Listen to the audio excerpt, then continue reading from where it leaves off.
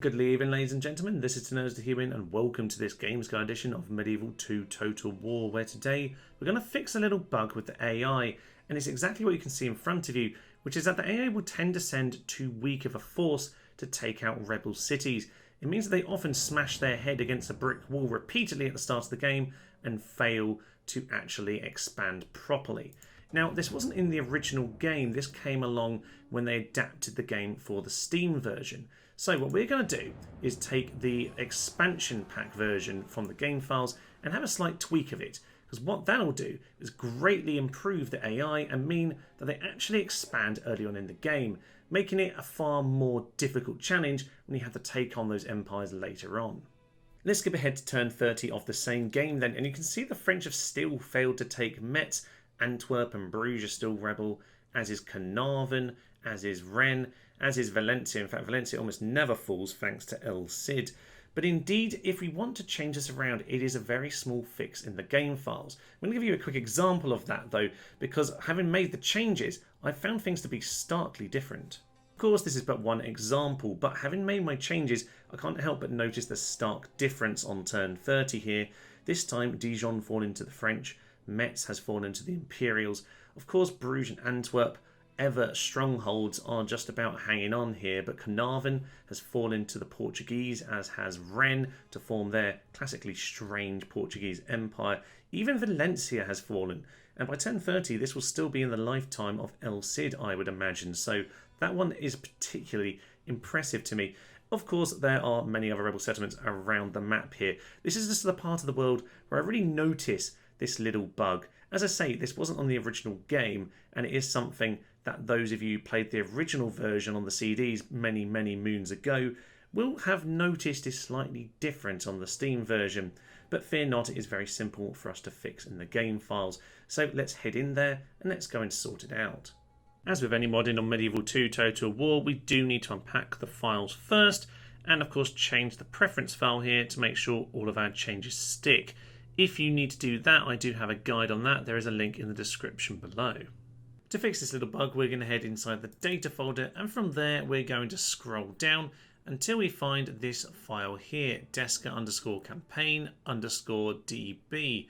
Now, to make the changes we want, what we're going to do is we're going to head into one of the Kingdom expansions. So I'm going to head back to Medieval 2, go into the mods folder here, open Teutonic, it doesn't really matter which one, back into data, and I'm going to find that same file again. Now, once you've got that, you can right click it, and I'm just going to open it up with the notepad, and we're going to take a bit of the information from here. Once we've opened this file, then we're going to scroll down until we find the autoresolve section. Now, what we want to do is highlight this whole part of the file, which is an awful lot longer in the expansion than it is on the original, and we are simply going to copy it. Now we're going to go back into the folders and go into the base games version of this file. So back from the Teutonic Kingdoms expansion then to the main game, back into data, and of course now we need to head into the original version of this file, which I keep on jumping past. There it is. So we will open this one up now with the notepad and add in our changes. Once inside the file then, we're going to head straight back down to the autoresolve section, which as you can see is an awful lot smaller on this version of the file. So we are going to paste in the version we just took from the Teutonic Kingdoms expansion, and you can see now that there is a lot more information, but there is still one thing we want to change, and that is this line here. Use the new settlement autoresolve, which we're going to change from true to false. And what you should find this does is it means that now the AI won't be quite so foolish with its early attacks on those rebel settlements. They'll be able to expand much more quickly. Let's get into the game and let's just see this in action. Of course, in the intro we had a little example of how these tweaks can change the game, but we're going to have a look at a few more examples now, and I should just point out that these involve my Norman and Saxon modifications to the files. So that's the only real difference we'll see from that original example. But it does play out in a very similar kind of way. So here we are on turn 22 as Scotland, and yes, Bordeaux, even Zaragoza, Valencia haven't been taken. You'll notice the likes of Egypt have taken absolutely nothing. Turkey just the one, Russia and Denmark just the one extra. Indeed, there's not an awful lot that has been taken early on. Obviously, Milan almost always more likely than the French to take Dijon, and thus it is shown here. But let me take you to the alternative, the modified version of turn 22 with Scotland. Things look vastly different. With our little tweak in the game files, you can immediately see the likes of Bern, Metz, Antwerp, Rennes, Bordeaux this time have all been taken over by one of the other factions. Valencia has fallen as well, and just look at the success that Egypt have got under their belt here. This is a much better showing from the AI, and hopefully will make the game much more interesting. Let's take another look at a second example. On to example 2 then, with the Papal States. And you might well be thinking that, Thomas, this isn't particularly scientific. And no, it's not really the most scientific way of doing this. However, I do think when you run this 5 or 6 times, it has become fairly obvious that this small tweak has made a significant difference. And indeed, as the Moorish peacekeeping force are over here, some things will never change. Speaking of things that don't change, France are really struggling. They have so many rebel settlements they could take, but they just never quite managed to do it. And the reason I bring that up is because on my alternative version of this, they did awfully well indeed. Just ended my turn quickly to point out that yes, indeed, the Danish did fail to take Antwerp there, but it is a much different story when I played this again. Just look at the size of this France. Indeed, Bern, Dijon, Metz have all fallen to France by turn 16 on this occasion. The small tweak once again making a huge difference. Sure, they haven't quite gone for Bordeaux yet, but I think we can forgive them that, having got all of this by turn 16. Bravo to them. You might well notice that all of these little rebel settlements have been nabbed already. Prague doesn't normally fall this early either, and whilst Russia are being a little bit slow to get around, the Turks are doing a pretty good job in this part of the world. Example 3 takes us to the Byzantines then, and you might well notice that I am picking various different factions around the map.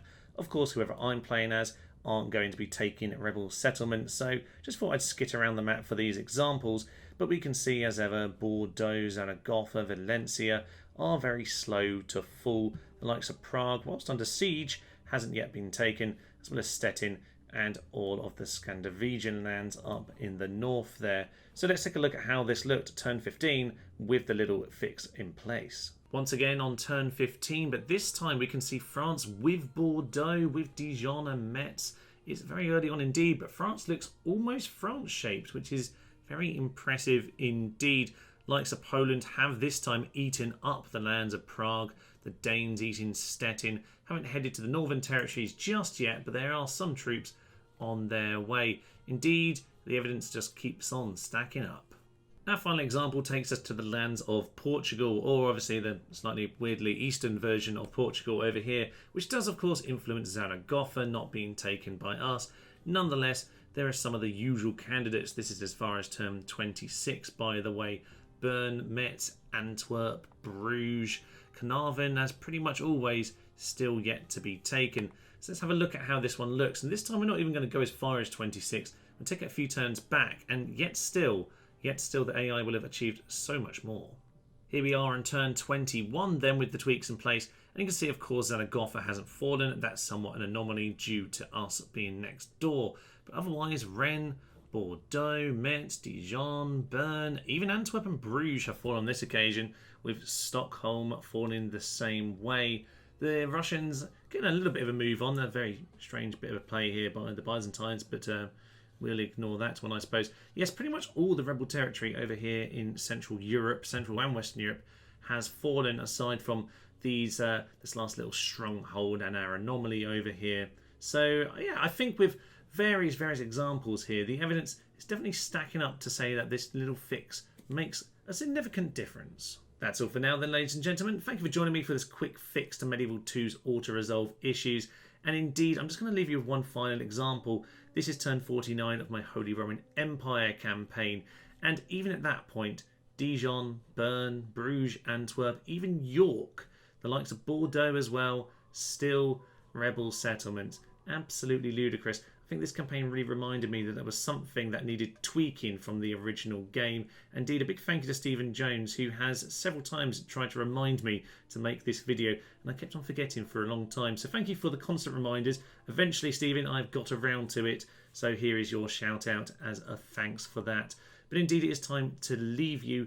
If you do have a little go at this yourself, do let me know in the comments below how you find it. Of course, it's always going to vary a little bit. This wasn't 100% scientific at all, but I'm hoping enough examples should make it fairly clear this does change how sensible / aggressive the AI is on Medieval 2 Total War. But for now, I'll leave you. I'm Thomas, this is Tono's the Human, and this has been a quick guide to fixing bugs in Medieval 2.